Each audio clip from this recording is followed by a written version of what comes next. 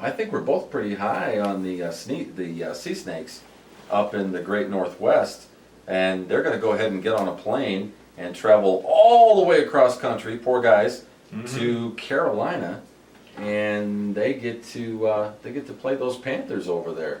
Woo! Listen, let's have a shout out to Carolina Panthers. Julius Peppers is currently playing on the Chicago Bears. Beautiful jersey. Go Bears! Isn't this? I mean, this is a work of art.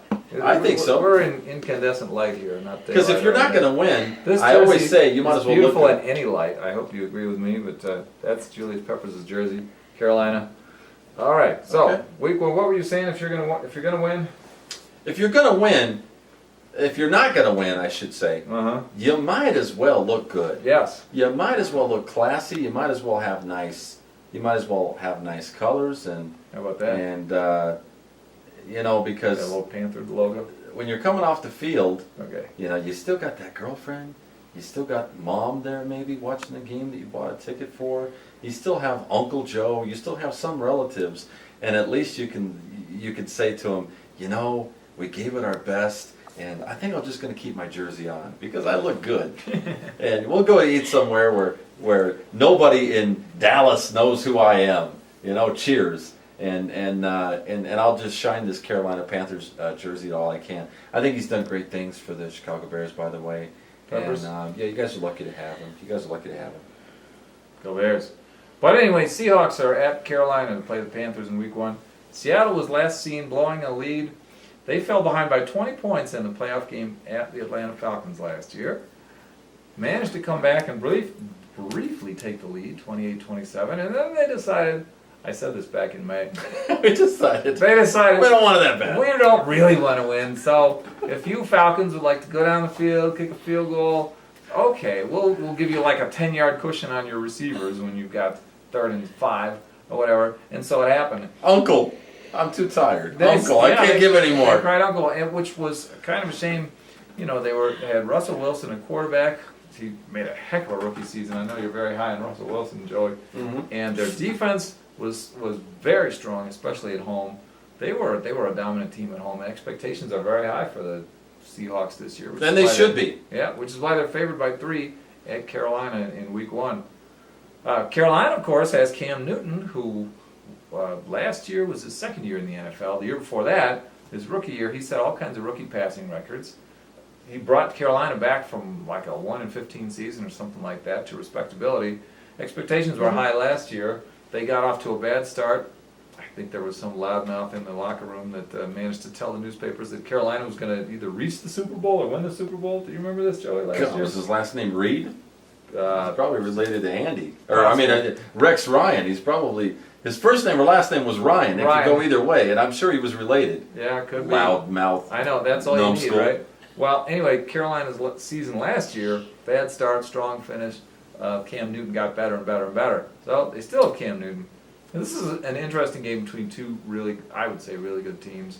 Seahawks are more proven. I don't know how to look at it. It's probably like any game, the team that comes more focused and prepared mentally is probably going to win this game, considering they have all year and all off-season and preseason to get ready for it. Well, the schedules came out in April or May or something like that. It should be a good football game. This is going to be a popular game among NFL fans all around the world. Where I slightly disagree with you is, and maybe it's more than slight, but where I disagree with you is, I don't see two good teams here. I see Seattle shining much, much higher. Carolina is not on my mind. I know that for sure. There's nothing about them that's on my mind unless somebody shows me a jersey or raises their name. That's the only time. I think Cam Newton, Fig Newton, is going to get himself turned around this year. I think that is a positive thing.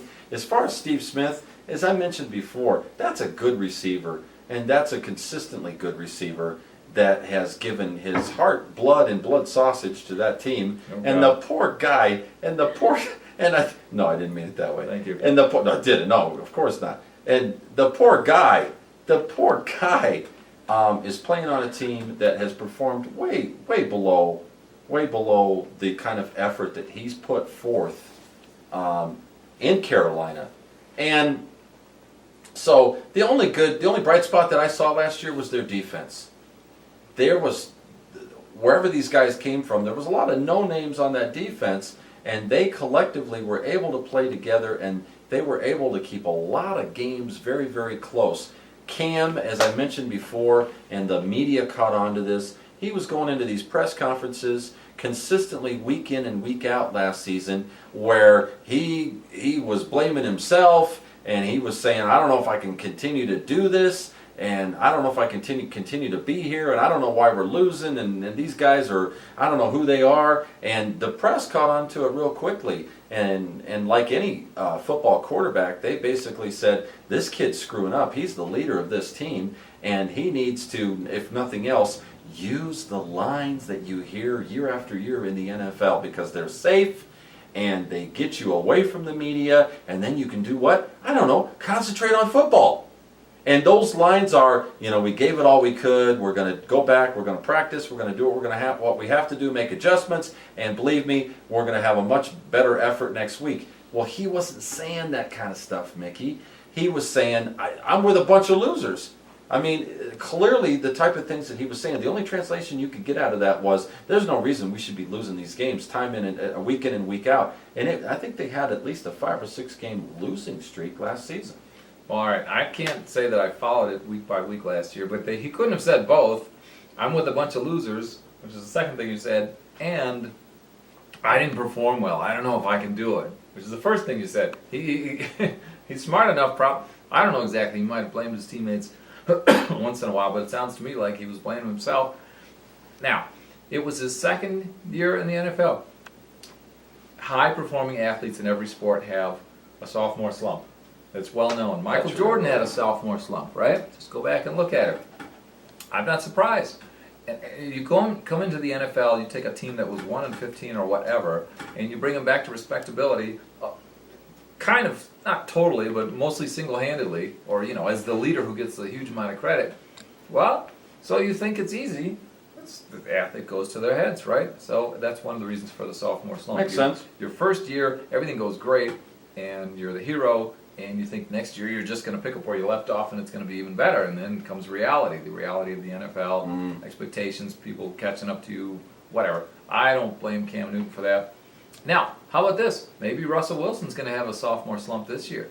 Last year he was on fire, the Seahawks were on fire, especially at home, and maybe they're coming into it looking past this game or looking at the whole season going, well, I wonder who we're going to be playing in the playoffs.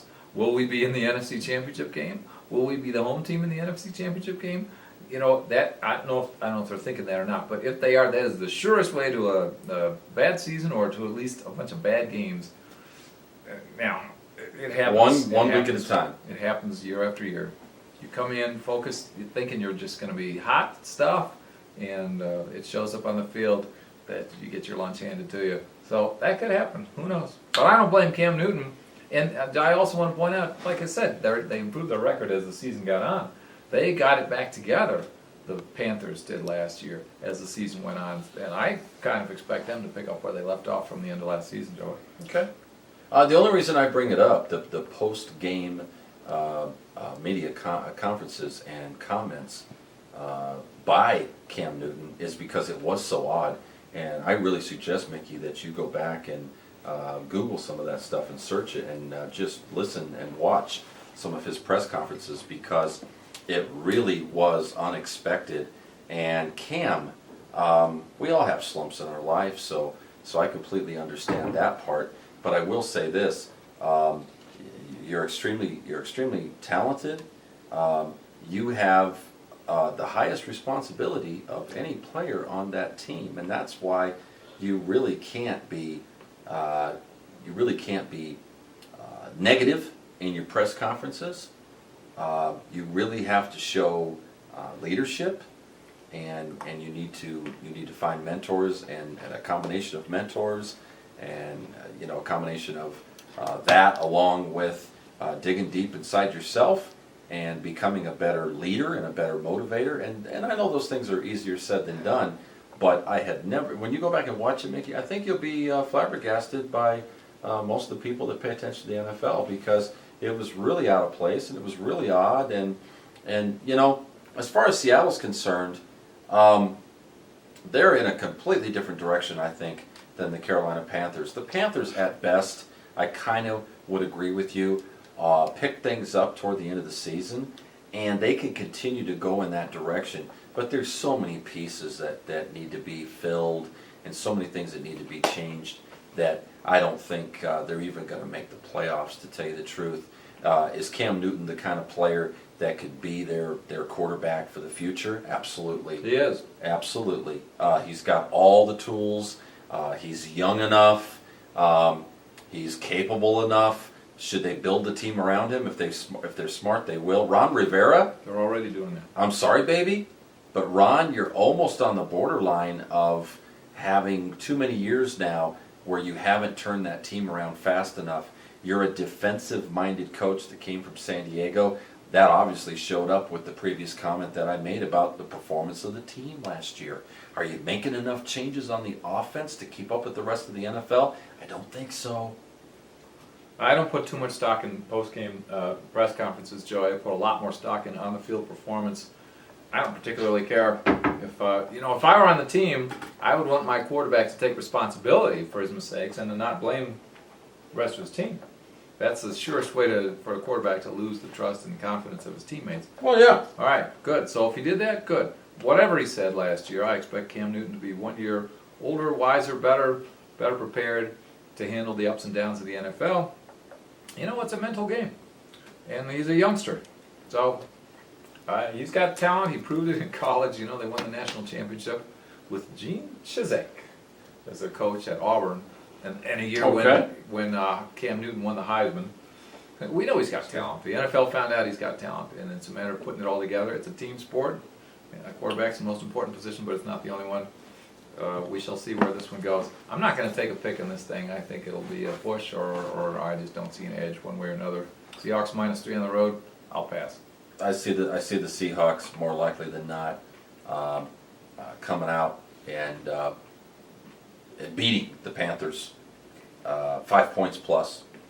I think that not only are they that much of a better team, but I think they're going to be absolutely stoked just because it is the first game of the season, and they have something to prove.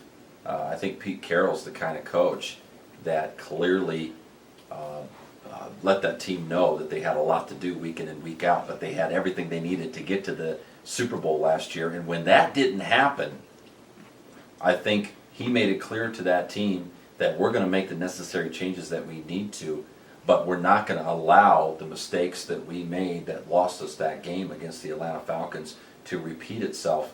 And I really see this team up in Seattle just coming out smoking with open barrels this year. I really do.